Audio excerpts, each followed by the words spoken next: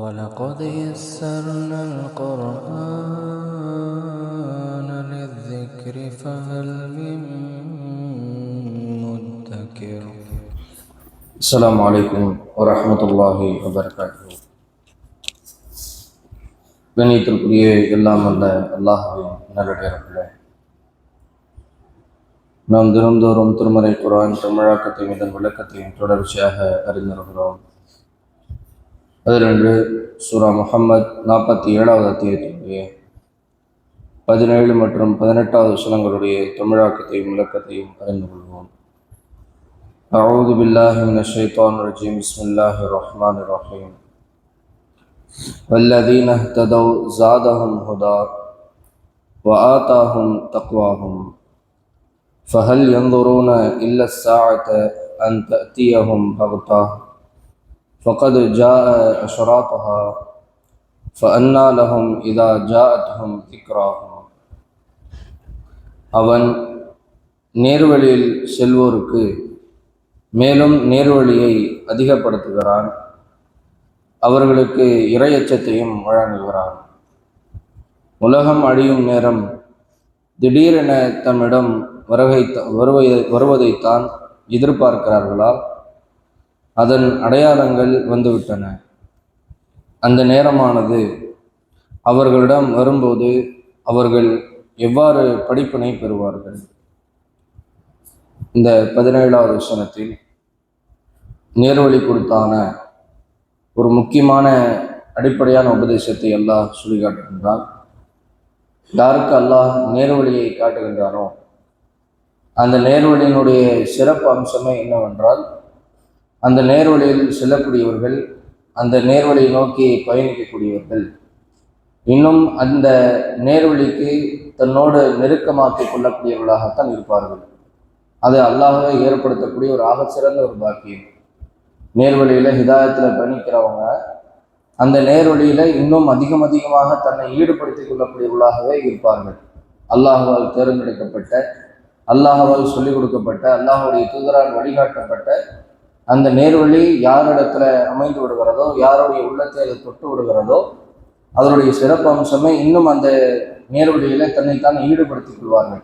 அல்லாஹ்வால் அதிகப்படுத்தி கொண்டே இருக்கும். அதான் அந்த நேர்வழியினுடைய சிறப்பு அம்சமாக அல்லாஹ் சொல்லிவிட்டு இன்னொரு விஷயத்தையும், அந்த நேர்வழி கொடுக்கக்கூடிய இன்னொரு பாக்கியத்தையும் இன்னொரு பரிசையும் அல்லாஹ் குறிப்பிடுகின்றால், அவர்களுக்கு அல்லாஹ் அவர்களுக்குரிய இறையச்சத்தை கொடுத்து விடுகிறான் என்று அல்லாஹ் குறிப்பிடுகிறான். அதாவது நாம் நேர்வழியில் பயணிக்க வேண்டும். அந்த நேர்வழியில் நாம் பயணிப்போமேயானால் இந்த 2 பரிசுகள் நமக்கு கூடுதலாக நமக்கு அல்லாஹ்வால் கிடைத்து கொண்டே இருக்கும். ஒன்று, அந்த நேர்வழியில் இன்னும் அதிகமாக பயணிப்பது. இரண்டாவது, அல்லாஹ்வுக்கு பயப்படக்கூடிய அந்த தக்வா என்ற இறையச்சம் நமக்கு கிடைப்பது.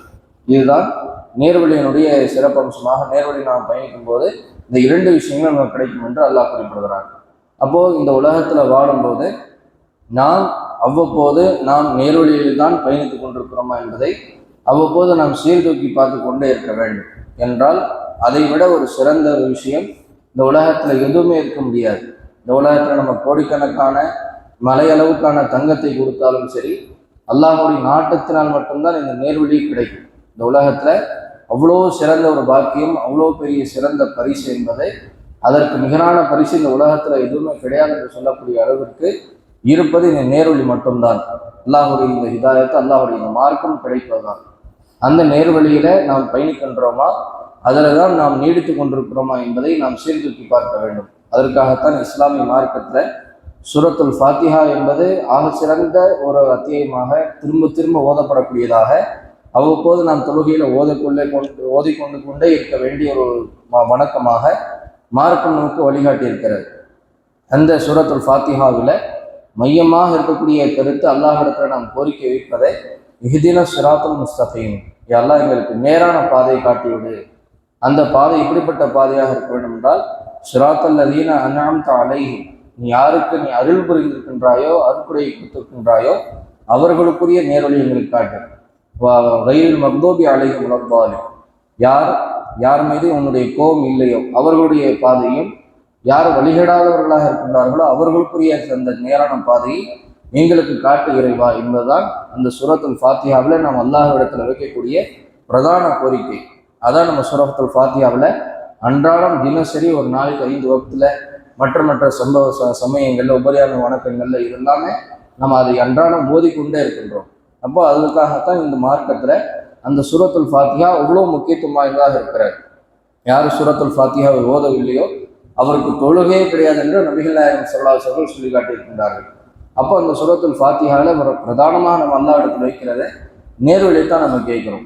அல்லாஹ் இடத்துல நேரான பாதையை, சரியான பாதையை, அல்லாஹ்வால் காட்டப்பட்ட அந்த பாதையை, அல்லாஹ்வால் அருள் புரியப்பட்ட அந்த பாதையை, அல்லாஹ்வால் கோபிக்கப்படாத அந்த பாதையை தான் நம்ம அல்லாஹ் இடத்துல அன்றாடம் கேட்டுக்கொண்டே இருக்கிறோம். இதை அர்த்தம் புரிந்து அல்லாஹ் இடத்துல உளமாற நாம் கேட்க வேண்டும். நம்ம ஏதோ சூரா ஃபாத்திஹாவை சடங்கு அடிப்படையில் இதன சுராத்தல் முஸ்தகீம் சுராத்தல் லதீன அன்அம்த அலைஹிம் என்று அப்படியே கடகடன்ற அந்த வசனங்களை ஓதிவிட்டு கடந்து விடுகிறோம்.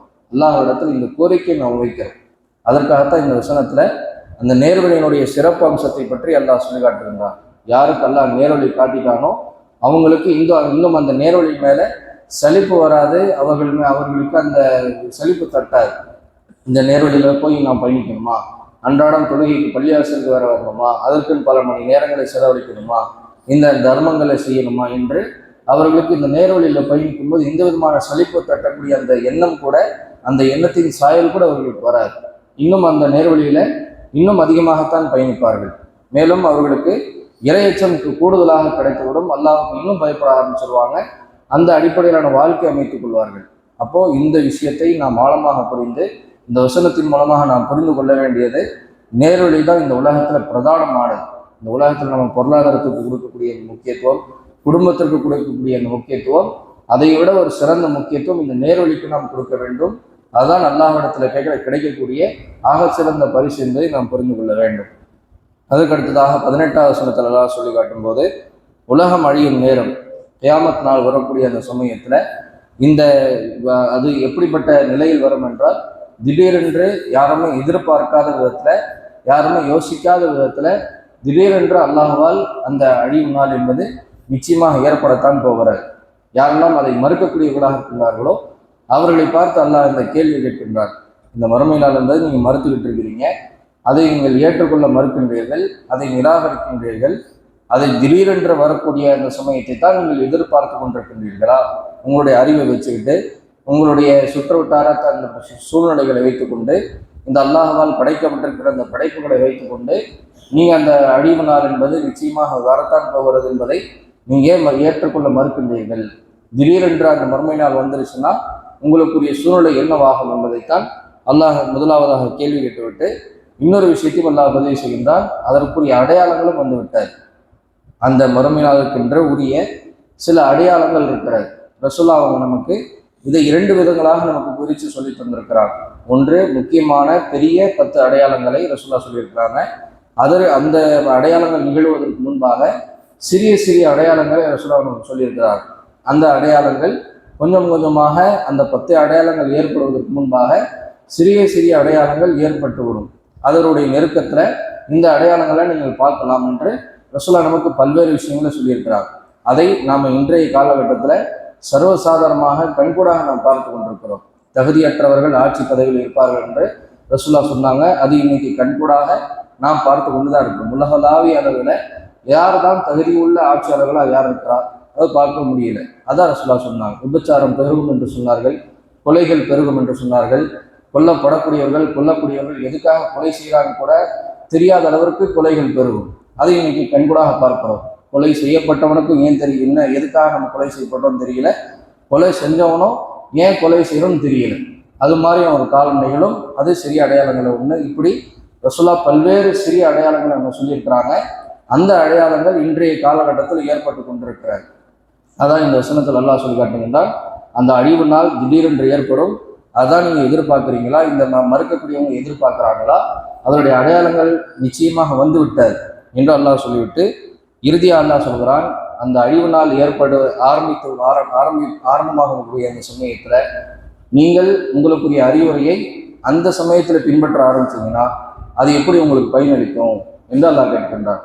அந்த சமயத்தில் நீங்கள் மறுமை நாள் ஏற்பட போவது, நான் எப்படி திறந்துறது, இந்த மறுமை நாளில் நான் எப்படி ஜெயிக்கிறது, நான் எப்படி சொர்க்கத்துக்கு போகிறது, நரகத்திலிருந்து எப்படி பாதுகாப்பு பெறது அப்படிங்கிற அந்த சிந்தனை அந்த மறுமை நாளுடைய சமயத்தில், உலக அழியக்கூடிய அந்த சமயத்தில் நீங்கள் சிந்தித்தீர்கள் என்றால் அந்த படிப்பினை அந்த சமயத்தில் உங்களுக்கு எப்படி பயனளிக்கும் என்று அல்லாஹ் கேள்வி கேட்டு இந்த வசனத்தை முடிக்கின்றால், அப்போ அந்த அடிப்படையில் நமக்குரிய படிப்பினை சிந்தனைகள் என்பது, மறுமை நாளுக்கான அந்த தயாரிப்புகள் என்பது இப்போலிருந்தே அதை ஆரம்பித்து விட வேண்டும். அல்லாஹ்விற்காக, அந்த மறுமை நாளுக்காக வேண்டி, நமக்குரிய இந்த சொர்க்கத்திற்காக வேண்டி தினசரி வாழ்க்கையில மறுமை நாளுக்கான தயாரிப்புகளோடு மறுமை நாளுக்காக வேண்டி பாடுபடுவதற்காக, நம்முடைய அமல்களை சேகரித்துக் கொள்வதற்காக, இபாதத்துகளில் கவனம் செலுத்துவதற்காக நாம் இன்றிலிருந்து பாடுபடக்கூடியவர்களாக நாம் இருக்க வேண்டும். சுபானகல்லாம் நம்பிக்கை சொல்லல்லா இலாஹ இல்லா அன்த அஸ்தக்ஃபிருக்க.